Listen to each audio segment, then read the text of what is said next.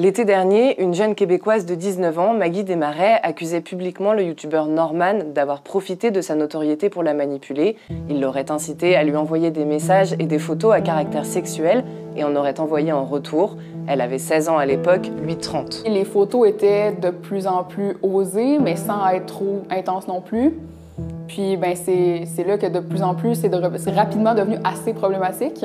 Après une vague de haine puis de soutien sur les réseaux sociaux, Maggie dépose plainte contre le géant de YouTube et accepte de témoigner à visage découvert pour Urbania. Parce qu'on dirait, je sais pas à quel point il faut que j'aille loin.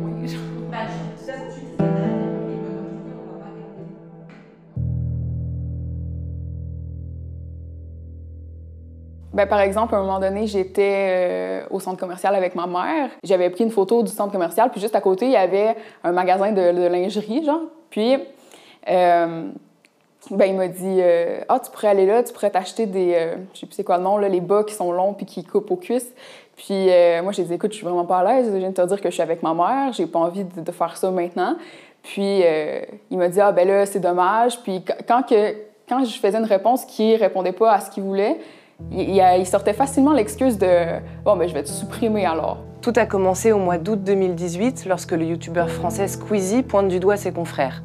Selon lui, certains youtubeurs profitent de leur notoriété ou de la vulnérabilité psychologique de jeunes abonnés pour obtenir des faveurs sexuelles ou d'autres avantages. Le hashtag Balance ton youtubeur devient viral et les témoignages se multiplient. Le 8 juillet 2020, la jeune Québécoise Maggie Desmarais publie un post sur Instagram accusant Norman Tavo de lui avoir demandé qu'elle lui envoie des nudes, des photos d'elle nue. Dans la foulée, la rédaction d'Urbania la contacte. Maggie hésite à témoigner mais finit par accepter de raconter son histoire. La première fois que j'ai entré en contact avec lui, j'avais envoyé une photo de moi et mon chat. Puis j'avais écrit quelque chose du genre « T'es 2 fans numéro 1 du Québec », quelque chose comme ça. Puis, à ma grande surprise, il m'a répondu. C'était des textos qui étaient plus banals, mais il a quand même répondu en me complimentant. Donc, ça l'a rapidement quand même transformé en flirt, je pourrais dire ça comme ça. Puis, les photos étaient de plus en plus osées, mais sans être trop intenses non plus. Puis, c'est là que de plus en plus, c'est rapidement devenu assez problématique. Dans ses propos, il était insistant, puis il était de plus en plus demandant. Puis, plus que ça durait, plus que... C'était de la manipulation, dans le fond. Tu sais, je mentirais pas, au début, c'était quand même assez, je veux dire, consentant, mais en même temps, c'est pas un terme que je devrais utiliser dans cette situation-là, mais vu que j'étais jeune, vu que j'étais fan de lui, pour moi, il y avait pas de problème au début. Ça m'a pris vraiment un moment, ça m'a pris le moment d'en parler avec mes amis pour qu'ils me disent « Écoute, c'est pas tant normal ce qui se passe. » Ça a duré 9 mois au total. Je dirais que je l'ai remarqué quand ces demandes devenaient de plus en plus fréquentes, puis que c'était plus... Il s'intéressait plus à la personne que j'étais vraiment. C'était presque juste pour ça quand il m'écrivait. Puis la dernière fois que j'ai eu de ses nouvelles, c'était en août 2018, suite au tweet de Squeezie qui avait le Balance ton youtubeur 2018.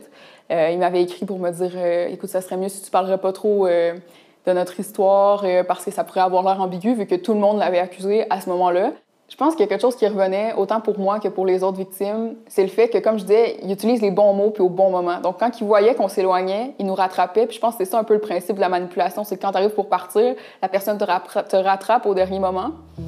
Norman ne s'est jamais exprimé publiquement et officiellement sur le sujet. On décide donc de contacter le youtubeur pour recueillir sa version des faits.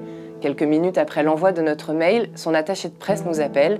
Elle nous informe que Norman ne souhaite pas répondre à Urbania et qu'il réfute toutes ces accusations. Elle nous confirme cependant que le youtubeur a bien échangé des messages avec Maggie. Selon elle, il ne lui aurait pas réclamé des nudes et aurait mis fin à ces échanges rapidement. Urbania a récolté des preuves qui nous permettent d'affirmer que le youtubeur a non seulement encouragé Maggie à lui envoyer des nudes, mais qu'il a lui aussi envoyé des photos à Maggie. À la suite de sa dénonciation, Maggie a reçu de nombreux autres témoignages que nous avons pu consulter. L'équipe d'Urbania a pu aussi s'entretenir avec d'autres ex-fans du youtubeur qui ont souhaité rester anonymes. Voilà comment ces jeunes filles nous décrivent ces échanges directs avec Norman. Donc j'avais 16 ans. J'avais 16 ans. Je crois qu'il m'envoie un snap de sa tête, je lui dis « Ah bah t'as pas bronzé », enfin bref, vraiment comme ça. Il me dit « Ah ouais, je te plais pas, non. » Et donc là, je lui réponds directement « Mais t'as 30 ans par contre, tu vois, parce que je commence à réaliser que c'est bizarre qu'il me réponde ça, quoi. » Au début, c'était tout et rien, du style, on parlait de mon petit chien, lui, il me parlait des animaux de compagnie qu'il avait pu avoir, et ça a commencé, en fait, à dériver sur des, étant donné que je peux pas te voir, est-ce que tu peux m'envoyer une photo? clairement, petit à petit, je sentais que ses propos étaient ambigus et que c'était de la drague. Tu vois, moi, je voulais juste continuer à lui parler, mais sans cette ambiguïté un peu malsaine. Et le seul truc que j'avais trouvé à lui répondre, c'était, bah écoute, dans ce cas-là, on se parle quand je serai majeure. Donc, tu vois, je pose limite. Je lui dis, écoute, là, c'est pas possible par rapport à l'âge.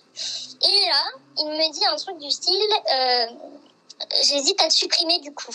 En fait, c'est lui, le premier, qui m'a envoyé une photo torse nu. Et il m'a envoyé, et maintenant tu m'envoies la même, lol, t'inquiète, tu plaisantes. C'était très malsain en fait. Je sais pas si on peut parler d'emprise, mais il essaie de mettre un truc en place, tu vois. Enfin, plutôt il tape le terrain pour voir sur qui il va tomber. Parce que moi, on va dire que j'ai eu de la chance à cette époque-là de ma vie. Moi, j'allais très bien.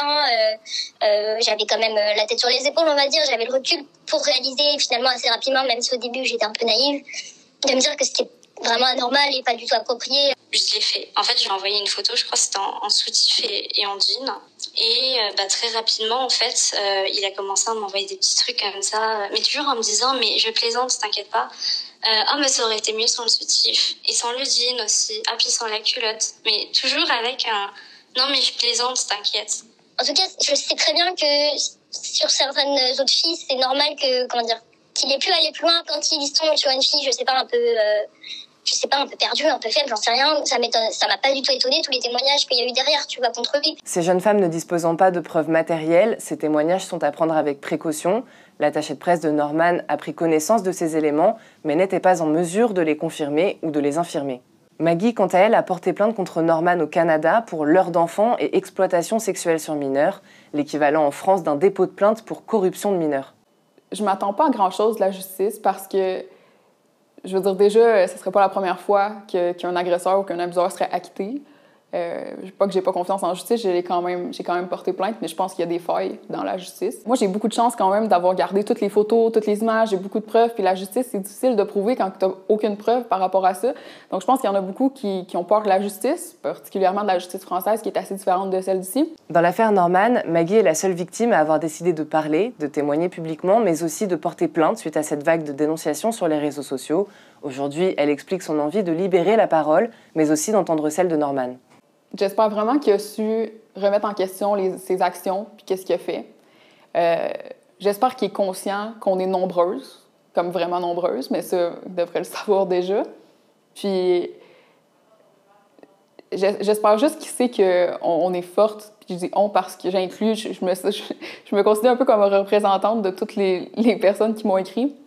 Puis je veux qu'il sache qu'il ne va plus nous contrôler comme qu'il l'a fait dans le passé. On n'est plus sous son emprise aujourd'hui. On garde la tête haute, très, très haute, puis on est forte, puis on porte notre voix, puis on n'a pas peur. L'affaire n'a pas été jugée, Norman est donc présumé innocent. La jeune femme nous précise ne pas vouloir gâcher la vie du youtubeur, mais bien chercher à ce que le jeune homme assume et prenne conscience de ses actes.